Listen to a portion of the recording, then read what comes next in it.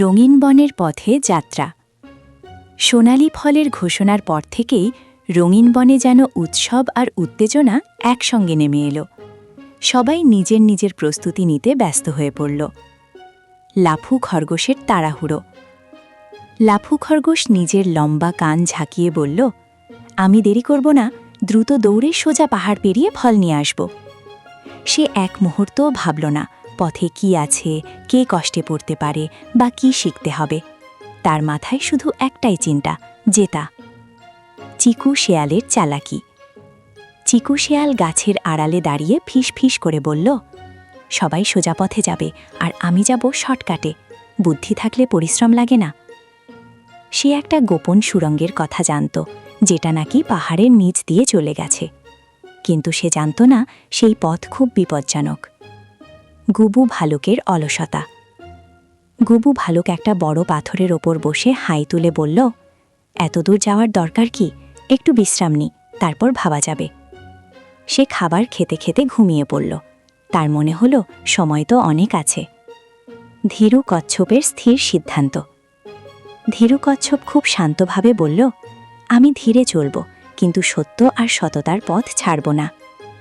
সে ছোট্ট একটা ব্যাগ নিল, তাতে পানি, কিছু পাতা আর দাদু গাছের দেওয়া আশীর্বাদ। টুনটুনির দ্বন্দ্ব। টুনটুনি ডালে বসে সব দেখছিল। তার মনটা ভীষণ অস্থির। সে ভাবল, আমি যদি সত্য কথা বলি আর সাহায্য করি হয়তো সময় লাগবে, কিন্তু মিথ্যে বললে সহজ হবে। তার বুকের ভেতর যেন দুইটা কণ্ঠস্বর কথা বলছিল।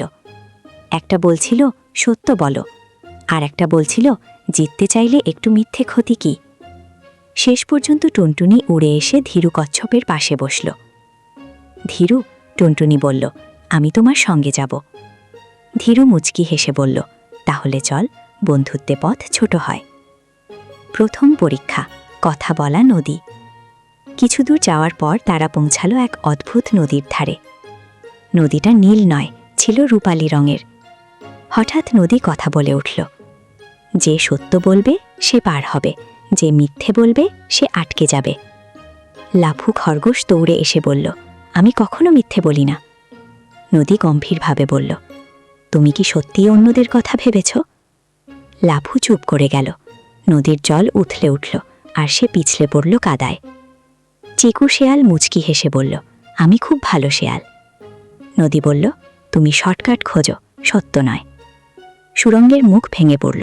চিকু দৌড়ে পালালো। এবার ধীরু আর টুনটুনির পালা। ধীরু শান্তভাবে বলল, আমি ধীরে চলি, কিন্তু কখনো মিথ্যে বলি না।